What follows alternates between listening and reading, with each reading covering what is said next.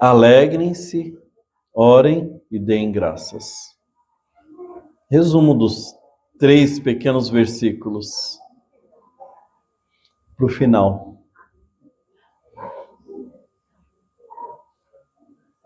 Diz aí a sua Bíblia: alegrem-se sempre, orem continuamente, deem graças em todas as circunstâncias. Por quê? Sim, verdade. Diz o texto ainda, além de que Deus é bom, que essa é a vontade de Deus para vocês, igreja. Então o Senhor deseja, a vontade de Deus para cada um de nós como igreja é que nos alegremos sempre, oremos continuamente e darmos graças em todas as circunstâncias da vida. Os 3 verbos que você vai encontrar nesse texto, que é alegrar-se, orar e dar graças, os 3 verbos, eles se encontram no mesmo tempo, na mesma voz e modo, mesma conjugação verbal. Tanto aí na tradução para a nossa língua portuguesa, quanto também na língua original que foi escrita, né? No grego lakoine. Ou seja, os 3 verbos, quais são mesmo? Alegrar? Isso, exato. Esses 3 verbos, eles se encontram... Muito obrigado, Pedro. Esses 3 verbos, eles se encontram no tempo presente, se encontram na voz ativa e também no modo imperativo. E isso pode ser observado na tradução, foi feliz o tradutor, e também, como eu já disse, no próprio língua original que foi escrita aí o Novo Testamento. Muito bem, meus irmãos, e eu quero destacar isso, por quê? Porque esses 3 verbos, essas 3 ordenanças, alegrar-se sempre, orar continuamente e dar graças em todas as circunstâncias, por estar, né, no modo imperativo, não é uma sugestão. Deus não está assim, a palavra de Deus não está sugerindo, olha, irmãos, tente se alegrar aí, né? Não, às vezes nós falamos isso. O pessoal está meio frio, né? Meio borocochô. Ai, vamos nos alegrar. Não. A palavra de Deus, o tempo verbal, é uma ordenança bíblica. Não é opcional, né? É uma ordenança, é uma ordem que o Senhor Deus nos dá. Alegrar-se, orar e dar graças. Alegrar sempre. O que quer dizer isso? Alegrar-se sempre, na verdade, deve ser realmente uma característica do cristão. Né? Por que característica? Isso tem que ser algo impregnado em nós. Assim, por falarmos e por confessarmos Jesus Cristo como Salvador, e por falarmos assim, olha, eu creio em Jesus Cristo, pronto, eu tenho uma característica em mim, qual é? Oi? Alegria. Isso, eu tenho que ter estampado em mim a alegria.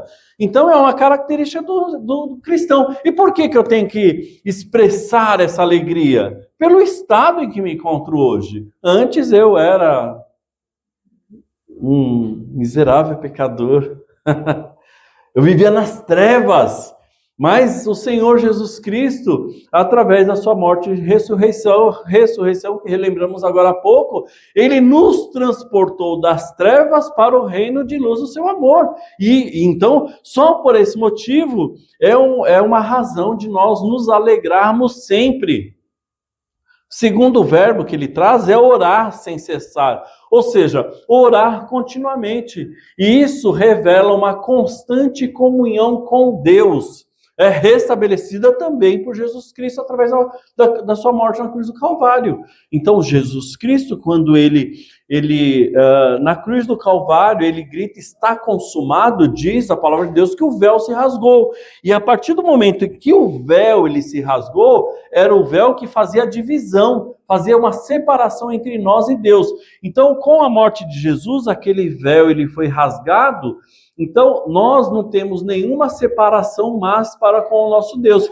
E é por esta razão que nós temos comunhão contínua com Ele através da oração sem cessar. Eu posso falar com Deus o tempo todo. A minha comunhão com este Deus, então, ela deve ser constante. E por essa razão, e por outras mais, né, nós temos que, em tudo, dar graças ao Senhor.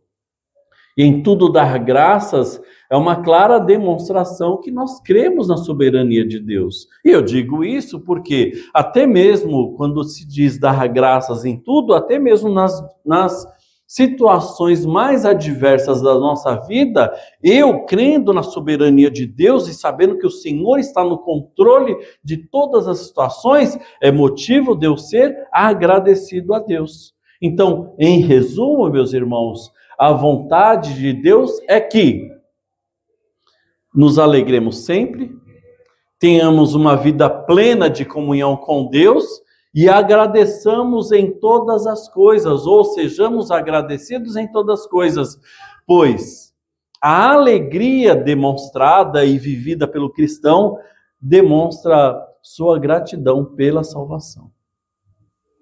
E aí, se pensarmos dessa forma, e assim devemos pensar, então não cabe ao cristão um ser murmurador, sisudo, sempre com raiva, bravo. Não cabe, porque não é essa a nossa característica. A nossa característica realmente é de alegria, de gratidão e de plena comunhão com o Senhor nosso Deus. E por essa razão nós temos que dar graças a Ele em todas as circunstâncias. O que aconteceu com o slide? Ah, sim, agora está aqui. Então, alegrem-se sempre. É o que diz a palavra de Deus. Como nós falamos agora há pouco, a alegria é o primeiro aspecto fundamental na vida do salvo em Jesus Cristo. Isso deve nos acompanhar. Lembra da sua alegria constante quando você, nos primeiros dias da sua conversão, a alegria que estava estampada no seu rosto, né? De modo que as pessoas olhavam para você e falavam assim: nossa, como você está diferente, como você mudou, o que aconteceu? Era isso que perguntavam os parentes, os amigos. Né? Dependendo de época que você ficava constrangido em falar que agora eu sou da lei dos crentes, ou não. Né? Mas tínhamos uma alegria que era estampada em nosso rosto, e as pessoas percebiam isso. Alegria, alegrem-se sempre. A palavra grega que define esta alegria é o chairo, que vem da mesma raiz de charis. Chairo, alegria. Charis, graça, que é o favor imerecido. Veja só, caminham juntas, uma palavra está ligada à outra. Ou seja, aqueles que foram alcançados pelo charis, ou pela graça de Deus, vão gozar do chairo de Deus, ou vão gozar da alegria do Senhor. Então, a alegria do crente é a consequência da graça de Deus na vida do cristão. Consequência de ser salvo, qual é? Ser uma pessoa alegre, estampada no rosto a alegria. E se alegrar no Senhor, mesmo em meio às perseguições e mortes. Quando Paulo escreve aos Tessalonicenses era uma igreja perseguida, onde irmãos, por conta da perseguição, já haviam sido mortos. Mas é para estes irmãos que Paulo está escrevendo: alegrem-se sempre, se alegrar. Pois mesmo em meio às maiores dificuldades, eles poderiam gozar da segurança. Mesmo em meio às dificuldades da vida, eles deveriam e podiam gozar da segurança e da alegria do Senhor. E é uma alegria que saber que você está passando por uma dificuldade, saber que a igreja está sendo perseguida, saber que meu irmão foi morto no meio da perseguição, mas eu estar olhando lá na frente e ter a esperança em que em breve Jesus Cristo voltaria e estaríamos com Ele. Então esse é motivo de alegria. É você não se limitar no momento em que você está passando, mas você olhar adiante e saber da esperança que lhe aguarda, que é Cristo Jesus. E outra questão que não podemos deixar passar despercebido, como já foi falado no começo, é o tempo verbal que a palavra se alegrar ou chairo se encontra. Presente, ativo, imperativo. Isso quer dizer, como eu já falei, que não é uma recomendação, mas uma ordem dada por Deus para os seus filhos se alegrarem sempre. Se alegrar sempre, como já falamos também, já fazendo um resumo, diante do sacrifício de Jesus Cristo na cruz do Calvário. Então, pelo fato de Jesus Cristo ter morrido por nós e nos ter dado a chariz, a graça dele, nós gozamos do chairô, da alegria do Senhor.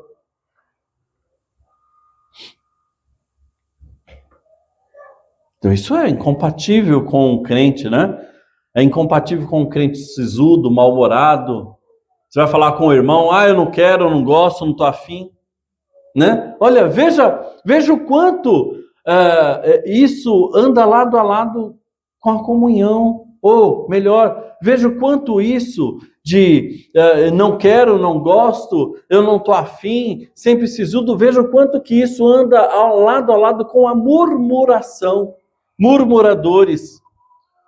Porque o mal-humorado, pode observar isso, ele é um murmurador contumaz. O mal-humorado, o murmurador, ele não se envolve, ele não participa, ele não quer nada com nada. E eu não posso esquecer, eu sou crente. Jesus deu a vida por mim. E eu tenho uma ordenança que eu tenho que observar, que eu tenho que respeitar, que é alegrar-se sempre. Isso é uma ordenança bíblica. Então eu tenho que obedecer. Por que eu tenho que obedecer? Porque eu declaro que eu amo ao meu Senhor. E se eu amo ao meu Senhor, eu obedeço a sua palavra. Segundo, se eu não obedeço a sua palavra, se Deus manda eu fazer ou agir de determinada forma e eu não o faço, eu estou literalmente afrontando ao Senhor. Estou afrontando uma ordem direta. Então, se o crente, ele não vive alegrando-se sempre no Senhor, mesmo diante das dificuldades da vida em que ele se encontra, pode acreditar, ele se encontra em pecado, em desobediência à santa palavra de Deus. Estranho isso, né? Mas em resumo é isso. Amamos ao Senhor? Amamos. Então, se nós amamos, nós obedecemos. E se não obedecemos, estamos em pecado. Então, o crente que não é feliz, o crente mal-humorado, sisudo, que não quer, não gosto, está pecando contra o Senhor. Olha quantas coisas vão desencadeando a questão de não obedecer ao Senhor e não alegrar-se sempre. A segunda ordenança que ele deixa à sua igreja é orar. Orar continuamente, sem cessar. Orar, como diz aí, é falar com Deus continuamente. Você está andando na rua e sempre está, né? Nossa, não tem outra linguagem, em português mudou. Conectado a Deus. Estou ligado com Deus. É isso. É nos seus pensamentos, é naquilo que você vai fazer, naquilo que você vai agir, naquilo que você vai falar. É sempre e continuamente estar conectados com o Senhor. Não é surpresa para nós, como já foi falado também, que o tempo verbal do verbo, ou que o tempo verbal, né, do verbo orar se encontra também no presente do imperativo. Ou seja, isso quer dizer que não se trata de uma recomendação. Isso o quê? Alegrar-se? Não, alegrar já passou, né? Agora nós estamos falando de oração. Então o tempo verbal, o tempo e o verbo, ou o tempo e o modo, é orar sempre, continuamente, né? E é uma ordem do Senhor. Então não é opção se eu vou orar ou não, não. É uma ordem do Senhor. Então na construção deste texto que nós estamos trabalhando, para que possamos nos alegrar continuamente, é necessário que oremos continuamente. Se é através da oração que nós temos esse livre acesso ao Senhor, que temos essa plena comunhão com o Senhor, e eu não tenho oração, eu não tenho relacionamento direto com Deus, como que eu vou estar vivendo alegremente? De jeito nenhum. Nas primeiras dificuldades que eu tiver na minha vida, ao invés de me alegrar continuamente, muito pelo contrário, eu serei sim mais um grande murmurador, porque uma coisa depende da outra. Então eu tenho que me alegrar na presença do Senhor, e para isso nós precisamos ter uma vida de oração. Da mesma forma que nós voltamos ao passado, no nosso primeiro ponto, né, lembrando de quando nós tínhamos acabado de nos converter, vivíamos aí na angústia do pecado, mas agora não, agora nós gozamos da graça de Deus e, portanto, da alegria da presença do Senhor, e que isso nós vemos também, da mesma forma, na questão da oração. Nós precisamos lembrar do nosso relacionamento com Deus antes de sermos alcançados pelo chariz do Senhor, ou pela graça do Senhor. E qual era a nossa condição? Já falamos, nós estávamos mortos, literalmente mortos nos nossos delitos e pecados, estávamos separados da presença de Deus, não tínhamos acesso a Deus. Agora essa separação, ela foi rompida com a conclusão da obra de Jesus na cruz do Calvário, quando bradou: está consumado. E o que aconteceu depois disso, nós já falamos também. O véu se rasgou, o santíssimo lugar agora nós temos acesso, o caminho que é Jesus Cristo, para que pudéssemos entrar na presença de Deus por meio da oração e permanecer lá, está aberto. O Senhor, Ele quer se relacionar conosco. E para isso Ele nos deu esse importante instrumento que é a oração. Então nós precisamos orar sem cessar, para que possamos assim também nos alegrar continuamente na vida que temos com o Senhor. O que isso tem a ver, né, com a oração contínua? Você já percebeu que os seus pensamentos, vocês com os seus pensamentos, vocês estão sempre em diálogo, pensando em alguma coisa, pensando consigo mesmo? Então, em nossos pensamentos, nós estamos sempre, meus irmãos, pensando ou dialogando com alguém ou contra alguém. É constante isso na nossa vida. Muitas vezes, né, como eu já disse, estamos discutindo com alguém. Puxa vida, olha, eu poderia ter falado aquilo ali. Faltou eu falar isso aqui. Mas eu vou e falo agora, na minha discussão lá. A pessoa já foi embora, mas o diálogo aqui, ó, tá constante. E eu falo, puxa, eu poderia ter falado. Não, eu vou falar agora. Eu vou e falo tudo que tinha que falar. E quase sempre não, sempre nós ganhamos um argumento, sempre nós ganhamos essas discussões dos pensamentos, porque a pessoa ouviu as poucas e boas que tinha que falar mesmo, e aí eu ganhei a discussão mais uma vez. Estou falando isso para mostrar para você que Deus, Ele nos criou com a capacidade para vivermos um diálogo contínuo.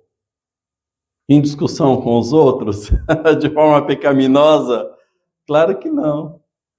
Mas esse atributo que Deus nos deu, de estarmos dialogando sempre, é para com Ele. A ideia é que a gente use esse recurso que nós temos, está aí, ó, o cérebro, todo mundo funcionando agora, que a gente use esse recurso sempre para ter um diálogo contínuo com Ele. E é por essa razão que nós somos, né, ordenados a ocupar as nossas mentes com o quê? Não com o Senhor. Nós devemos ocupar nossas mentes com o Senhor. Ele deve, sim, ocupar os nossos pensamentos. Nele nós devemos nos alegrar, confortar. Nele devemos ter esperança. E é por esta razão que o apóstolo Paulo, escrevendo aos Tessalonicenses, ele fala, olha, ore sem cessar, ore continuamente. Ou seja, ele está falando, olha, estejam vocês, nos seus pensamentos, continuamente ligados a Deus. É isso que é entrar na presença do Senhor. É isso que é entrar no Santo dos Santos e lá permanecermos em constante comunhão com o Senhor. É isso que ele deseja, como diz lá o final do versículo, né, desse texto, verso 18, é isso que ele deseja para nós. Uma vida de alegria constante, uma vida de oração constante. E não tem de outra forma, não tem como ser de outra forma, de não darmos graças vivendo assim, graças por todas as coisas. Dar graças, mesmo sem entender o motivo, tentei corrigir isso, mas ele não corrigiu de jeito nenhum. Mesmo sem entender o motivo, a causa e circunstância. Dar graças quando as coisas caminham bem, dar graças quando tudo parece que não está tão bem. É isso. É ser agradecido. Como eu falei agora há pouco, a igreja de Tessalônica era uma igreja perseguida. Alguns já haviam morrido, muitos provavelmente, né, por conta da perseguição. E a ordem para essa igreja perseguida era que aqueles irmãos deveriam ser agradecidos por todas as coisas. E aí nós podemos agora estar nos nossos pensamentos, lembra? Das nossas discussões. Você pode estar aí discutindo comigo, né? Você deve estar pensando assim, falar é fácil. Agora, para quem está vivendo o problema, aí é difícil. Eu queria ver se ele estivesse vivendo meu problema, falando como se fosse eu que tivesse falado, né? Eu não sei se eu soube me explicar. Mas olha só, estou falando o quê? Para dar graças por todas as coisas, mesmo nas dificuldades que você talvez esteja vivendo, certo? E aí você, no meio das suas confusões mentais, que todos temos, você pode estar falando assim, eu queria ver se fosse com ele, se ele soubesse o que eu estou passando, se ele falaria, né? Isso, muito bem. Mas primeiro, não sou eu que estou falando isso. Quem está falando isso? Isso, o Senhor. Através de quem? De Paulo. Exato, olha só. Olha a vida desse... Para ganhar tempo, eu não vou abrir o texto. Não, eu vou abrir o texto. 2 textos só. Atos 16, 25. Olha quem é que está dando esta recomendação para dar graças em tudo. Atos 16, 25. Alguém achou? Oi? Achou? Leia, Sara, por gentileza, em voz alta. Por volta da meia-noite, Paulo e Silas estavam orando e cantando hinos a Deus. Os outros presos ouviram. Obrigado, Sara. A cara da Sara é esse texto. Mas sim, Sara, olha para esse texto aí. Onde que Paulo estava? Na prisão. Olha só, o homem está preso, enjaulado lá. E não pense você que é como a prisão de Pedrinhas, não, que lá é bom, né? Numa caverna gelada e fria. E ele estava fazendo o quê? Cantando louvores a Deus. Ou seja, era uma pessoa que estava vivendo uma dificuldade talvez maior do que essa que você está vivendo. E é esta pessoa que está vivendo uma dificuldade maior do que nós possamos viver. Ele está dizendo assim, olha, irmãos, preste atenção aqui comigo. Deem graças por tudo. Ou seja, é uma pessoa que tem autoridade para falar disso. E aí tem outros textos mais, mas eu vou poupá-los. Mas eu vou lembrá-los de que, olha, eu sou Paulo agora, tá bom? Ninguém aqui foi tão chicoteado quanto fui. Ninguém aqui sofreu prisões como eu sofri. Ninguém aqui foi picado por cobra. Ninguém aqui sofreu naufrágios como eu sofri. E por essa razão eu tenho autoridade, plena autoridade de dizer a vocês. O que eu vou dizer a vocês mesmo? Dê graças, isso. Ou seja, o que eu estou querendo dizer é que os problemas que você está passando, falando como Paulo, é fichinha perto daquilo que eu já passei. Então, é uma pessoa, aí sim, aí vem aquela pergunta, né? Falar é fácil, agora que estou vivendo, agora quero ver você falar isso, vivendo meu problema. Eu acabei de falar os problemas. E eu, como Paulo, que eu vivi açoites, prisões, naufrágios, né? Picado por víboras, esbofeteado, tantas coisas. Então eu digo a vocês, deem graças em tudo dar graças. É difícil, eu entendo, ser grato por tragédias, assassinatos, estupros e tantas barbaridades que vemos no nosso dia a dia. No entanto, porém, todavia, podemos ser gratos a Deus. Por quê? Porque nós sabemos, nós cremos que o Senhor fará sua justiça. Então, ser gratos a Deus, mesmo diante das tragédias da humanidade, é entender e ver de uma perspectiva divina as circunstâncias da vida e entender que Deus é soberano e está no controle de todas as coisas e que vai chegar o dia, e nisso nós devemos crer, que o Senhor julgará a todos com justiça. Dar graças, mesmo sem entender o motivo, a causa ou a circunstância. Para sermos gratos a Deus em todas as circunstâncias, é necessário que nós creiamos na sua soberania e no seu imenso amor.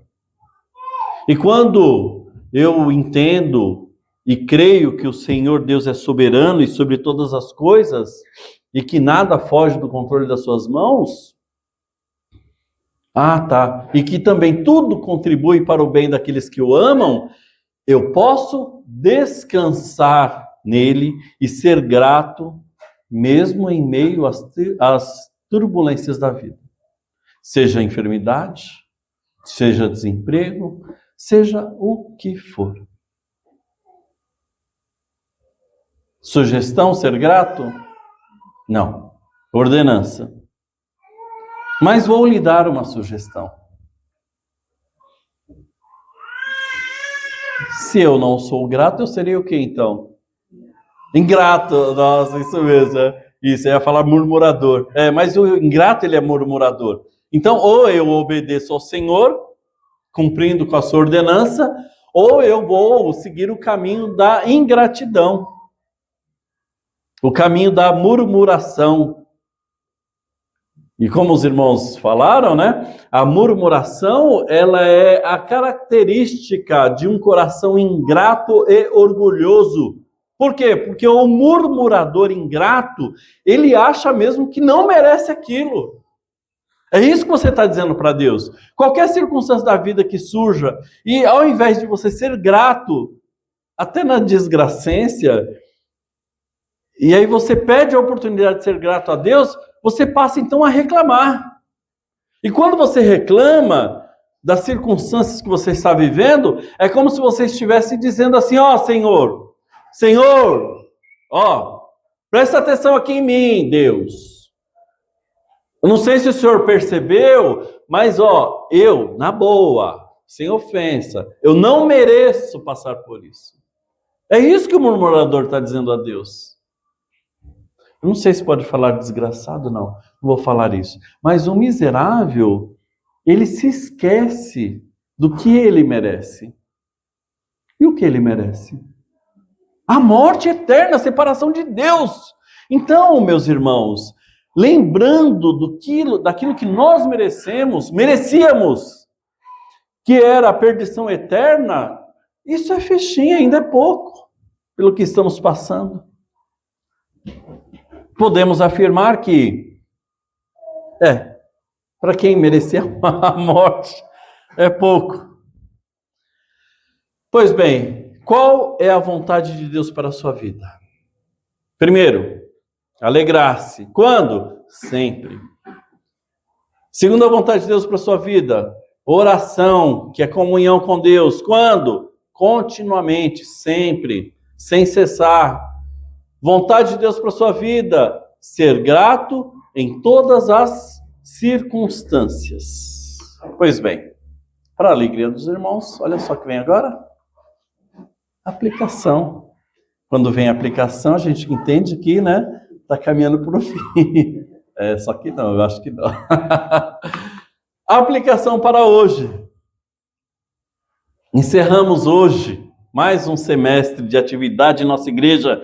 Nós entramos, então, finalmente no mês de recesso. Yupi! Uhul! Isso! Yupi, uhul! É isso, irmãos.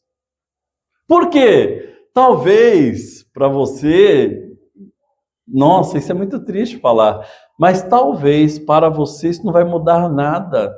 Se é um mês de recesso ou não, o que vai mudar para a minha vida?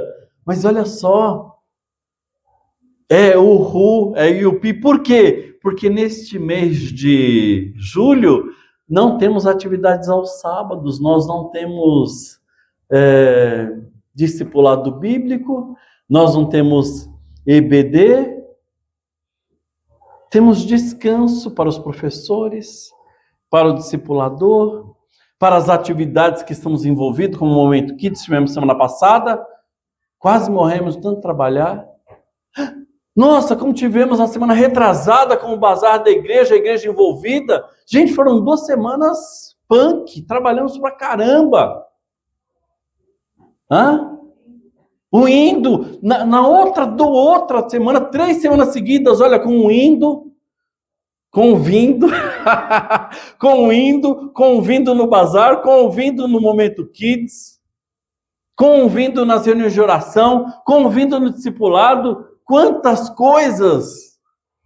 Nossa igreja é uma igreja que trabalha muito. Então, neste mês de julho, teremos um mês de recesso. Uhul! Graças a Deus! Um mês de descanso. Agora, se isso para você não lhe causa nada, não significa nada, é preocupante. Lembrando também que na nossa Assembleia de Janeiro, a igreja definiu novos horários para o 2º semestre. Como teste, né? Já foi falado isso na parte dos avisos. Como um teste, aí vamos decidir como será o nosso ano de 2027. Muito bem, meus irmãos. Pensando nessa aplicação para hoje, nessa reflexão que eu quero conduzir os irmãos. Espera aí. Pronto, foi. Precisamos refletir este momento de recesso, esse momento de encerramento de semestre em 2 aspectos. No aspecto coletivo e também no aspecto individual. Coletivamente, devemos nos alegrar, falando como igreja, tá bom? Não como indivíduos. Como igreja, devemos nos alegrar, pois o Senhor o quê, irmãos? Tem ouvido nossas orações e devemos ser gratos a Deus em todas as coisas. Por quê? Nós temos realmente orado a Deus pelo quê? Nós temos orado a Deus por renovação em nossa igreja. E por que precisamos de renovo? Renovo, que eu digo, não é o avivamento, né? Mas vamos falar isso daqui a pouco. Renovo no sentido de Deus renovar mesmo, mandar pessoas novas. Por que nós precisamos disso? Porque precisamos de novos trabalhadores para a seara. Porque o fardo tem se tornado pesado, irmãos, para nós. A ponto, né, de comemorarmos um mês de descanso. A ponto disso. Então nós temos orado a Deus por renovação, porque às vezes o fardo tem se tornado pesado. Pois temos muito, irmãos, a ser feito e tem faltado trabalhadores para a seara do Senhor. Contextualizando, entenda os entendedores, o nosso elenco, ele é reduzido. Nosso elenco é reduzido. Nós não temos um banco de reserva para substituição. Quando tem um banco de reserva à altura para substituição, não tem problema. Estou vendo lá, o lateral lá já não está subindo direito. O defensor já não está se defendendo bem. Então o que você faz? Né, o Ancelotti. Neymar, vem. É assim, substitui. Sai um cansado, graças a Deus, não está aguentando mais. Entra um renovado, porque o trabalho tem que continuar no mesmo pique. Não pode perder o pique, senão a gente perde o jogo, certo? Então nós temos orado a Deus por renovação, porque o nosso banco nós não temos substituições. Nós não temos alguém para entrar e substituir quem está cansado. Nem todos. Falando dos membros dessa igreja, nem todos, seja pela razão que for, infelizmente pode se dispor a servir. Então, diante dessa necessidade, oramos continuamente ao Senhor para que Ele renove essa equipe, para que Deus contrate mais pessoas para compor o elenco. E por essa razão, você acende a luzinha, será, Pedro? Se eu apertar o de cima, vai sumir? A resposta foi dada, vai sumir. Eu não sei onde acende a luzinha disso aqui, eu já acendi a luzinha disso. Ah, obrigado, Guilherme. Então, olha só, diante disso tudo, olha, nós temos aí nos alegrado, porque o Senhor ele tem ouvido as nossas orações. Temos orado ao Senhor continuamente para que Ele renove, né, essa equipe. Deus tem ouvido as nossas orações e graças ao Senhor tem chegado pessoas novas, dispostas a servir em nosso meio. É lógico que as pessoas que estão chegando na equipe, você não põe para jogar. Não é a várzea, né? Na várzea é assim, né? Tipo lá no Corinthians. Chegou com a chuteira, pode entrar que você vai jogar. Não, tô brincando. Mas não funciona assim. Na igreja as pessoas vão chegando e como em qualquer equipe, o que precisa fazer com essas pessoas? Isso, tem que preparar, tem que trabalhar as pessoas, tem que treinar para que elas possam atuar. Então, a vontade que dá às vezes é pegar as pessoas que estão chegando, já vou para trabalhar, porque o que está no campo lá correndo não aguenta mais. Deus realmente atuando. Eu estou vendo as coisas acontecerem de uma perspectiva divina. Eu vejo Deus atuando, Deus trabalhando, Deus renovando. Eu vejo realmente o agricultor, e eu tenho pregado a respeito disso, presta atenção, que uma mensagem vai ligando a outra, não é nada à toa não. Eu vejo realmente o agricultor, o dono da vinha, cortando galhos que não dão frutos. Eu vejo o Senhor Deus podando galhos para que possam dar mais frutos. Para que a nossa igreja caminhe. E eu quero que a igreja veja da mesma forma. Eu não quero mais que a igreja veja Deus atuar, ouvindo as nossas orações de renovo e de avivamento, como preocupante. Nossa, o que vai acontecer conosco? Não, nós temos que dar... Esse não é do Vitor, né? Não, nós temos que olhar para os acontecimentos e dar graças a Deus e continuar, olha, orando continuamente, porque Deus está atuando, Deus está agindo, eu tenho que crer nisso. A igreja é dele. A igreja do Senhor. Então eu tenho que olhar de uma perspectiva não humana. Se eu olhar da perspectiva humana como eu estava olhando, eu entro em desespero. Meu Deus, a equipe está perdendo o jogo. O que acontece quando a equipe perde o jogo? Quando está perdendo, a equipe não está jogando bem, o que faz? O que você manda? Manda os 11 jogadores embora? Não, você manda o técnico embora. Pegaram, né? Então, a perspectiva humana me leva ao desespero. O que está acontecendo? Precisamos trocar de técnico. Não, agora eu vejo de outra forma. Estou do outro lado agora, vejo do ponto de vista do Senhor. Deus está atuando. Deus está respondendo às nossas orações. Cortando, podando, para que possamos dar mais frutos. Disse a vocês que nós tínhamos que ver esse texto de duas perspectivas. A primeira, de forma coletiva. E agora nós precisamos enxergar isso de uma forma individual. Botão maior do meio que o Guilherme falou. Veja só. É momento de reflexão, avaliação individual do que fiz. O que mais? E o que eu posso? É isso aí. Então, este é o momento. Veja que o encerramento do semestre é uma importante ou uma excelente oportunidade para isso. No mundo, nós fazemos essas avaliações, não fazemos? Quando? Chega em dezembro, né? Em dezembro, ano novo chegando, aí a gente dá aquela olhada para trás, nossa, eu poderia ter feito melhor. Isso aqui eu poderia...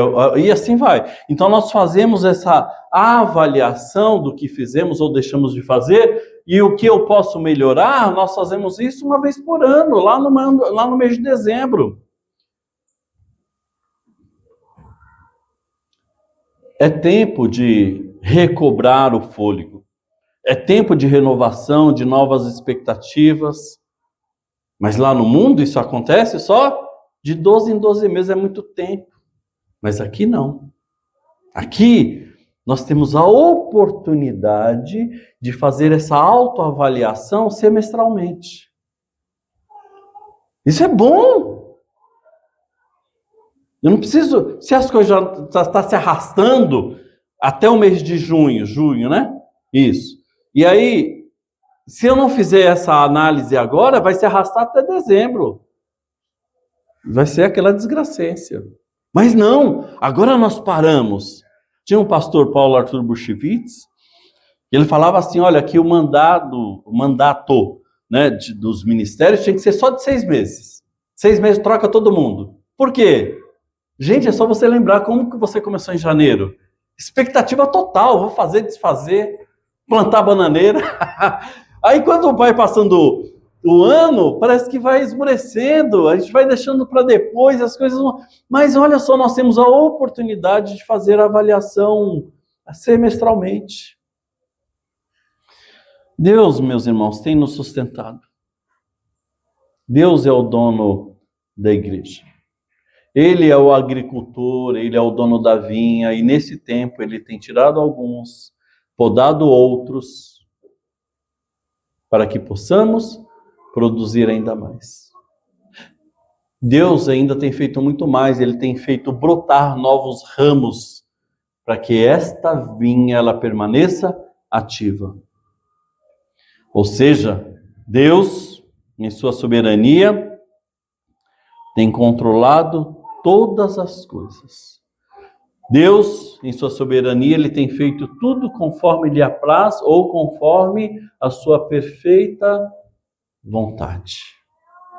Então tudo acontece e aí eu me sinto até aliviado. Olha só, cuidado com isso. Me sinto até aliviado porque se aconteceu assim, porque foi... exatamente. Só que isso pode nos causar uma certa preocupação. Por quê? Porque isso eu jogo tudo na conta de Deus, entendeu? Tudo na conta do Senhor. Isso pode me dar um certo alívio, mas nós devemos tomar um certo cuidado com esses nossos sentimentos, porque infelizmente ou não, os sentimentos eles são enganosos. Por que eles são enganosos? Porque tudo aconteceu assim porque foi da vontade de Deus, realmente foi. Mas esse meu sentimento, ele tira de mim a responsabilidade que Deus me outorgou. E o que eu quero dizer com isso? Foi tudo da vontade de Deus, mas nós, como indivíduos, como igreja, como coletivo, não estamos isentos da nossa responsabilidade que assumimos diante do Senhor. Não estamos. E mais, seremos cobrados por Deus sobre tudo o que fizemos ou deixamos de fazer. O que fizemos? Não, peraí, só corrigindo. Estamos tratando agora do segundo aspecto individual, né? Então a pergunta tem que mudar. Então não é mais o que fazemos. O que você fez, ou o que eu fiz nesse semestre? O que eu fiz ou o que você deixou de fazer? O que você deixou para depois?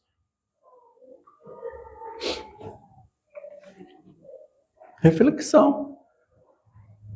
Se estamos esmurecendo, é a hora do renovo. E agora, interrompemos o ano. Temos um mês de recesso para reflexão, meditação, oração.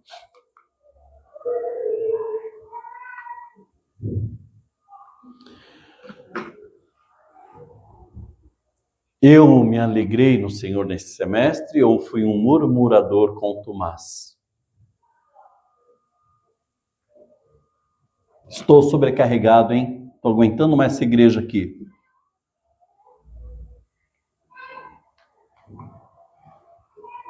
Fui grato em todas as circunstâncias? Ou passei o semestre reclamando do peso do fardo?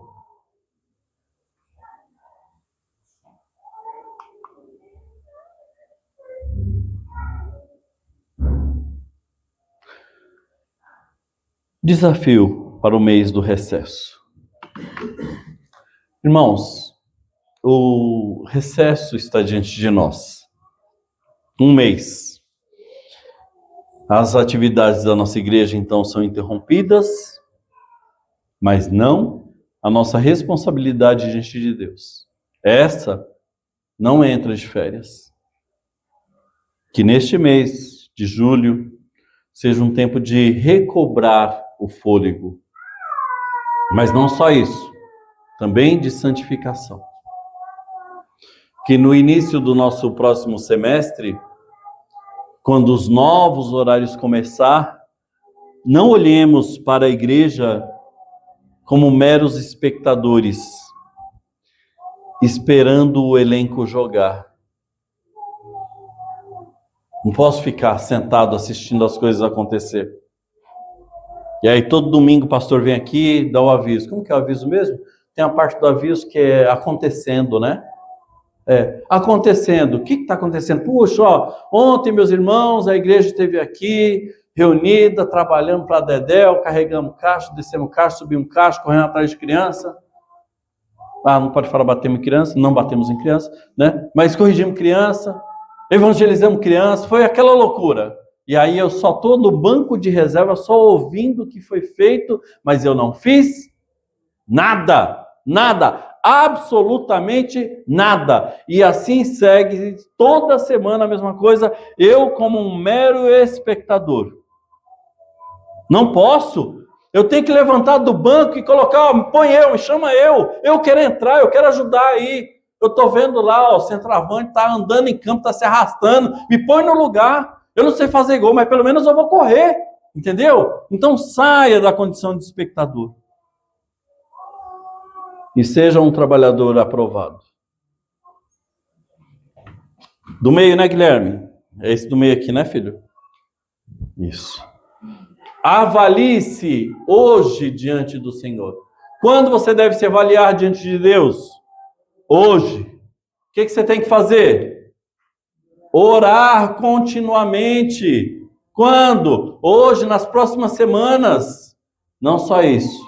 Alegre-se na salvação, meu irmão. Estava perdido, miserável pecador. Está indo para o inferno, miserável. Mas Deus, Ele te salvou, Ele te resgatou, Ele te deu a chance de tirar da escravidão do pecado para que você fosse escravo dele. Então alegre-se nisso e dê graças a Deus por tudo que Ele fez nesse semestre. Dê graças a Deus em tudo que Ele fará em nosso meio. E Deus vai fazer como em nosso meio? Deus vai mandar anjos aqui? Pelo amor de Deus. É eu, é você, meu irmão, é cada um de nós. Não temos outro. Não tem o ditado lá, só tem tu. Isso, vai tu mesmo. É isso. Eu falo isso, às vezes a gente volta para casa conversando, falo, não, é isso que Deus me deu, é isso que Deus deu para a nossa igreja, somos nós. É nós que temos que ir. Ou vamos, ou o dono da vinha, como na pregação de alguma semana aqui, que ele vai fazer? Aqui não tem nenhuma folha seca. Se eu cortar uma verde dessa, ele vai me corta a cabeça. Não, eu ia cortar uma... É isso que Deus vai fazer, meu irmão. Então, meus irmãos amados, tomem um fôlego e vamos viver o Evangelho. Vamos ser igreja, participar, se envolver, porque para isso nós somos chamados. Vamos orar ao nosso Deus.